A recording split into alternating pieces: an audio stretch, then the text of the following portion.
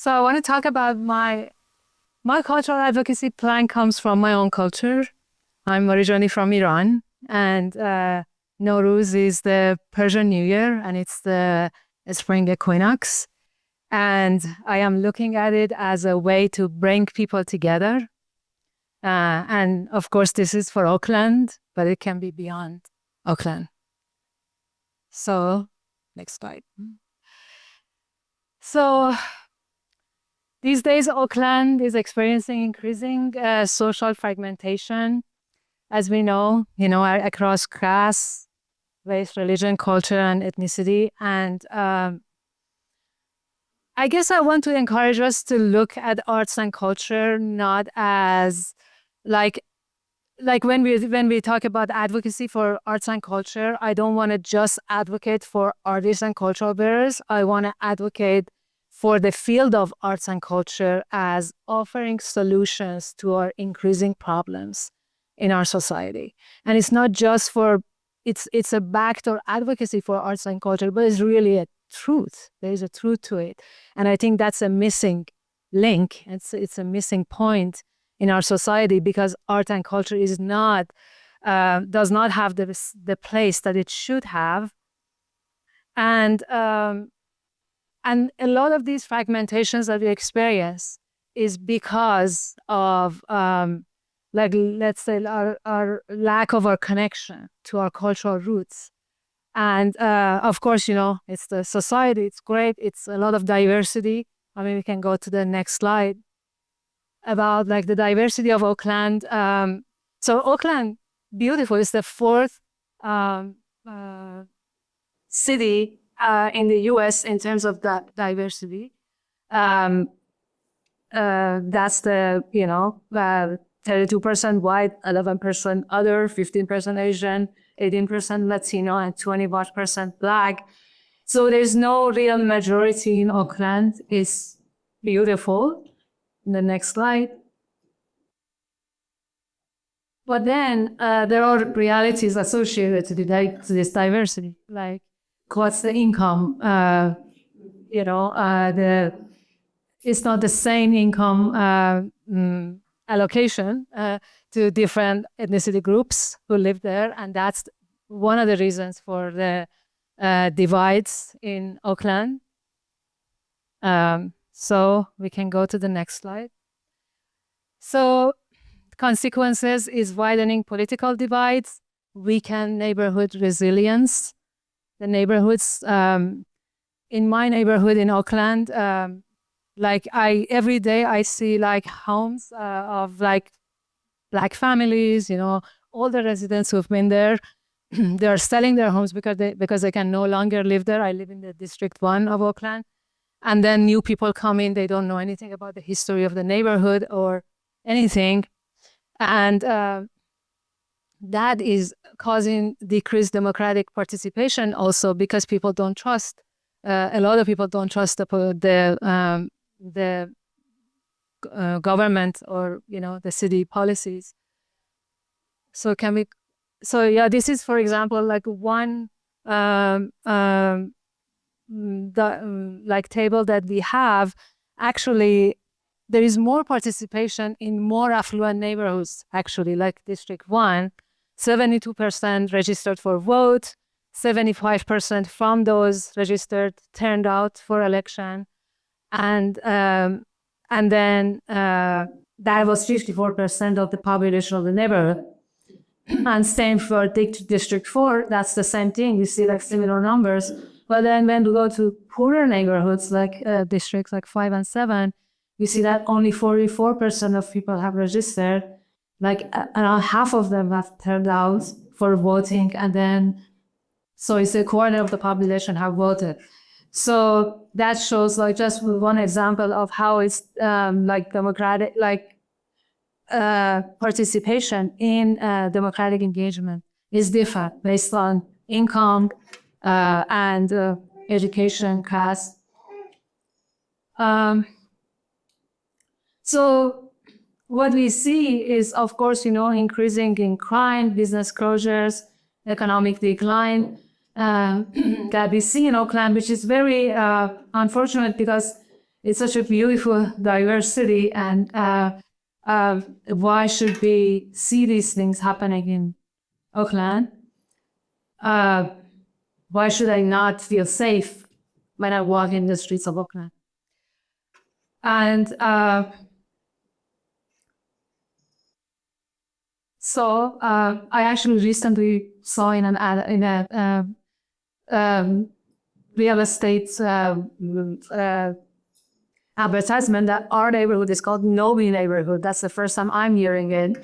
So yeah, it just keeps happening, like reinventing Oakland and just forgetting about its history and culture. So yes. So there are several researches that have been done about social bridging and how they can actually help with resolving these issues that we are facing today. So there was one research I was looking at is Harvard Kennedy School that was done actually in February of 2002, which was like a long time ago, and it's talking about how social bridging across differences strengthens economic and political life while reducing intergroup conflicts. And these are the things, this is important because I feel like a lot of times when we talk about diversity and when we talk about issues that we are facing, like people tend to think, okay, so we're going to stick together, we're going to stick to our own community. And that's how, that's just give a sense of identity. But in reality, we have to really look at the fact that the United States is a country made of immigrants, made of immigration. It just keeps keeps happening. You know, new people coming and coming, and the only way, and it's really a good thing. It's actually what has brought power and prosperity to the United States, and it's so important that we need to have public policy that actually creates possibility for for people to actually connect with each other, and that actually strengthens singular communities. So the cross-cultural relationships, like strengthening cross-cultural relationships, actually is very important. And can we go to the next slide?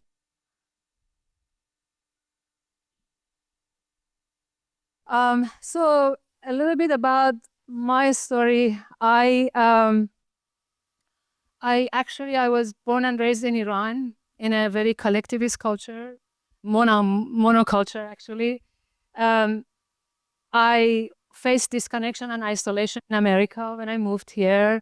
I have been in America since 2007 and I have lived in Oakland since 2008. And it's been a process for me to make Oakland home, actually, which has been also part of the documentary film that I've been making about building bridges, between Iran and America.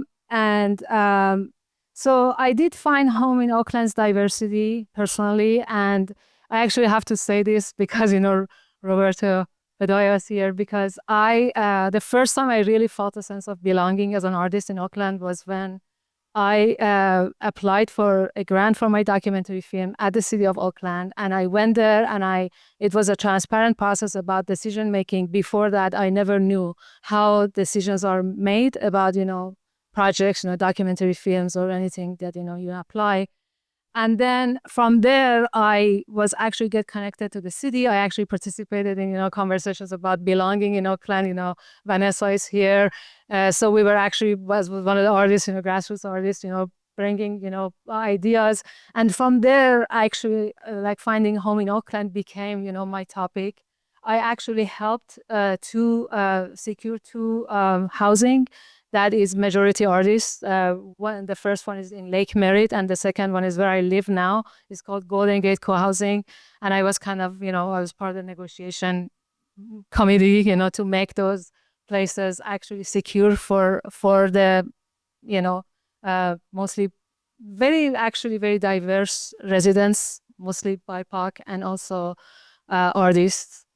And I also worked as a cultural strategist with the city twice. And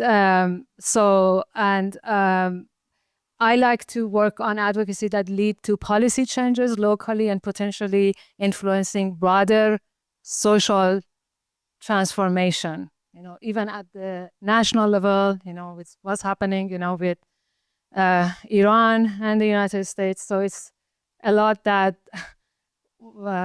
it's always on my mind as an artist, and I always feel like what can I bring into the table so we can really find solutions for these really huge issues.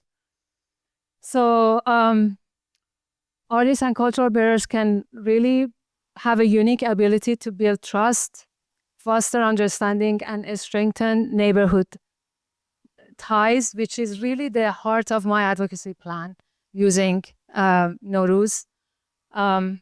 So we can go to the next slide. So there is a study by Americans for the Arts that show art-rich neighborhoods are the top 25% in terms of safety. Neighborhoods within high art participation are in the top 25% in terms of safety. Cultural participants 50% more likely to be involved in other community activities. Art-rich communities have 80% less serious crime and 14% fewer reports of abuse and neglect. And cultural participants are twice as likely to volunteer. So there was another research done by Urban Institute and Art Place America, and they were talking about how a growing body of research, sorry, it just got a little bit, I guess it was the formatting issue, but anyway, but a growing body of research done argues that livability is not only promoted by the aesthetic quality or the lighting of the built environment, but also through the sense of community in place that culture creates. So I think this is very important, because when we talk about art and culture, a lot of times it's like all the cities usually put the art and culture budget on, public art, which is great. It's beautiful to have public art in the city, but that's not the only representative of art and culture. I think building community is really the most important role that arts and culture can play in a city. And I think we should put more emphasis on that and better understand how that works in our communities. So can we go to the next one? Okay, so Nowruz actually falls on a spring equinox. It's a very ancient tradition. It's 3,000 years old. And it's celebrated in Western and Central Asia, also in India, and 300 million actively celebrate Nowruz. Nowruz is based on the ancient, based on renewal, based on nature, and based on hospitality, and brings families and communities together. My personal relationship with Nowruz, or memory of Nowruz, is as I was growing up, during the 2 weeks following the spring equinox, everybody is coming together. My families start with going to visit each other. It starts from older, you go to the grandparents first, then you go to uncles, then you go to cousins, and you keep running into each other. So for 2 weeks, even if families never meet, never see each other, during the 2 weeks of Nowruz, everyone is gonna see each other. And then I was thinking, how can I bring Nowruz to Oakland, a very diverse city with people, not necessarily coming from the same cultural background, but how can we really bring people together through this tradition? So, so my advocacy plan is based on partnering with artists and cultural bearers from Southwest Asia and Central Asia, and other cultural traditions as well can participate in this advocacy plan. Can we go to next slide? So the goal is to create a cross-cultural platform to reconnect people to nature, to revive ancestral knowledge, and to foster human connection. And this is very important, because I feel like one thing that happens in America is cultural erasure. People come here and they forget about their roots, And like 1 or 2 generations later, they don't even remember, where they come from, what was their roots. But we all have similar roots. We are all connected to nature. We are all coming from very old traditions, from wherever we come from.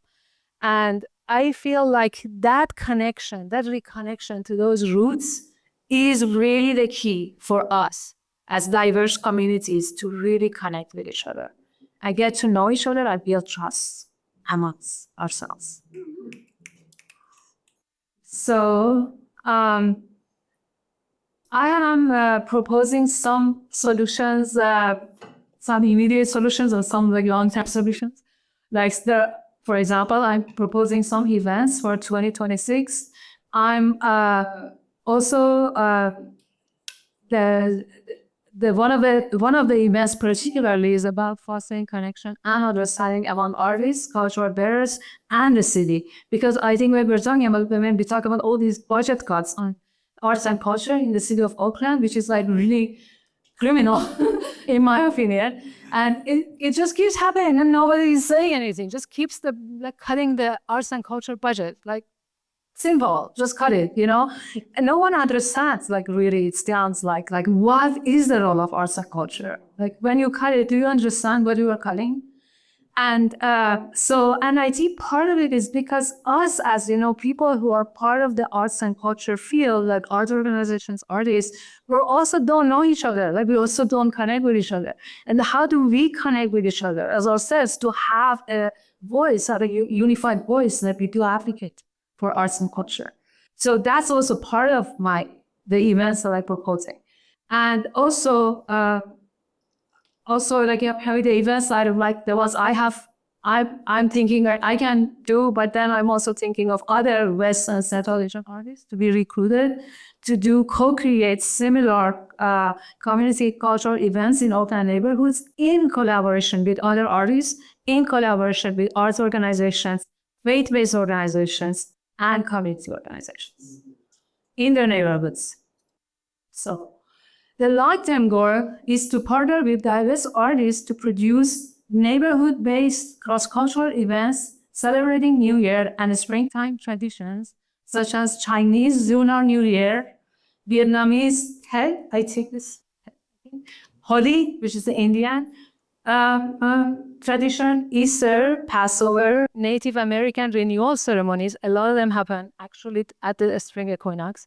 And African festivals like Awuru, Odo, I think I hope we pronounce it correctly, and spring equinox rites. So this is really like a spring is the time of renewal, is a time of New Year for most traditions. So all these New Year's happen sometime between February to March, April. So why don't we just use that time as like all artists and cultural bearers try to do rituals, do neighborhood engagement events that connect people with each other in a cross-cultural platform. So these are the events that I have proposed for this year, for the 26th. It's the wheat sprout making workshop. It's called Samanu. It's it takes a long time to make. So that would happen at Golden Gate Co-housing, where I live in Oakland. It's a intergenerational intergenerational by young queer Iranians. Actually, the person, one of them actually lives. She lives in the co-housing where I live. So they would be, hosting that, and maybe in connection, with all the generations of, Iranians. And there's a fire festival that's before the New Year, before the spring equinox, where people just jump over bonfires. I talked to Oakland chief, and he said we could do it at Lake Temescal. So that could be a place, to bring people to Oakland, maybe work with fire artists, and just tourism, everything, the businesses, So so that will happen on March 17th. Then Nowruz City Proclamation. I already had a meeting with Zach Unger, which is the District 1 council member, about doing the proclamation. The proclamation is happening already in San Francisco. when Gavin Newsom was the mayor of San Francisco. They have been doing it every year in the city and doing some, Nowruz events. This year it also happened in Richmond. I'm sure it also happens in a lot of Southern Californian cities. But this would be the first time in Oakland. And I'm so excited about doing it in Oakland because I think it's important. It's a systemic issue that we want to address with this proclamation. And it doesn't require any funding from the city, but it actually gives us a platform, a public, policy that for us to go further, doing more with this advocacy plan. And so I think there was one more in the previous slide, wasn't it? Yeah. So that's with I've talked, to Azita is here, from Islamic Cultural Center in Oakland. It's near the Emirate. It's the old Masonic temple. You should all visit it. It's beautiful. And now it's beautiful Persian carpets. Very nice. Like you should go and really visit this place. And so they're doing a lot of interfaith projects. They're working, feeding the homeless with help from, people from, Jewish, Christian, also background. So we could do like events there, to do that, talk about Passover, Easter, because there are a lot of similarities actually between Passover and Easter and Nowruz. And so it could be like a way for people from different faiths to connect to each other, especially, with the, with this environment of Islamophobia. And so it's important, to have these conversations. And then stories of home. This is something that at Golden Gate Recreation Center in my district again. So it could be like the, meet and greet. We invite neighbors to come and we talk about home. We talk about belonging. And I'm so actually curious to put people out there. People who have been in the neighborhoods for a very long time and new people who have moved in, if they sit at the same table and talk about home and belonging, hear the joys of stories. And so this one is the one I'm also talking about, like with working with all the artists and art organizations and the mayor and council member, and thanks to Steve here, I probably could do at Gimpo's Cafe. I saw the venue is beautiful, perfect place for doing a Nowruz gathering, So, and we could do a hospitality practice among different artists and art organizations. How do you actually host somebody in your culture? So that's another event. And then another event is about a sprout to water ceremony. So that happens on the 13th day after the spring equinox, where people go to a creek and they usually grow, these beet sprouts, and they put it in the creek so their wishes go, in the water. So hopefully, it comes back to fruition, for the upcoming year. So I thought we could do it with Native Americans. Like we have so much, like creeks in the East Bay that we covered, but this water is sacred, for Native Americans. And we want them to tell their story. But like what happened? What happened to their lifestyle? What happened to their relationship with water? And so we could do that with, Sigurd Land Trust, like a, collaborative ceremony together. Next to the water at the Frog Park, which is Telescope Creek, is actually opens up there. So council member Zach Hunger said he could help with opening the creek for that day. So the seeding community gardens, this is about, just seeding sprouts. That's also part of the tradition. Like it's, of course, the whole spring equinox traditions come from agricultural era, when we do like seeding and we planting.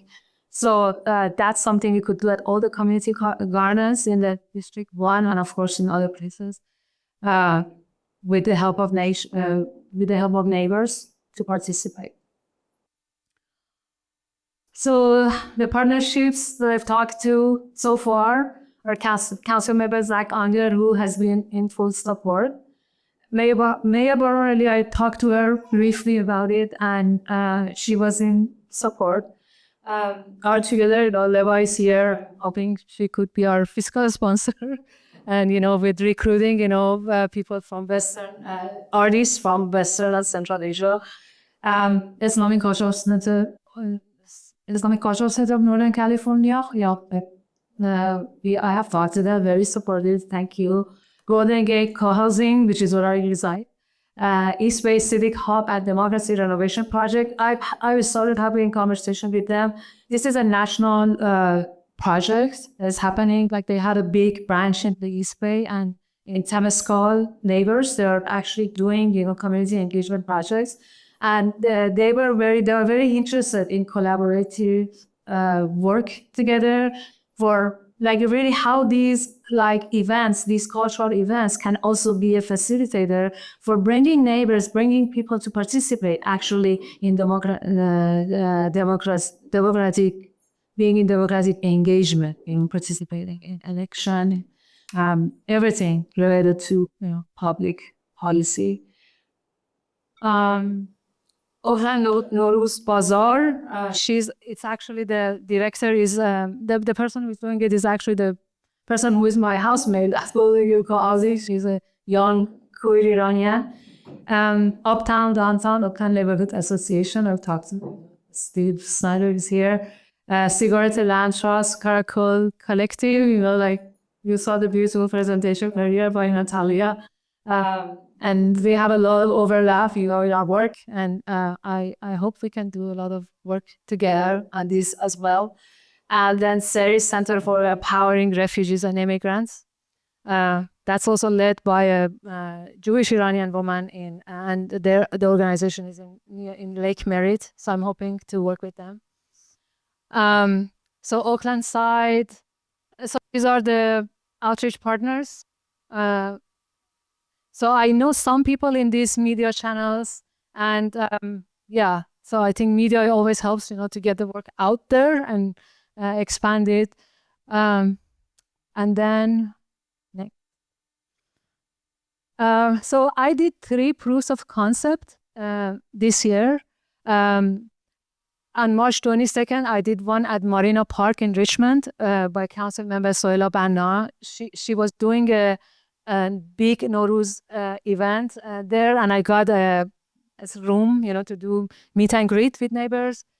On March 29th, I did an event with neighbors at Golden Gate Co-housing, and then I also worked with Fantastic Negrito, who is also living in my district, and we did a Nowruz event at his studio, which was very well attended. Some people, you were there, yes.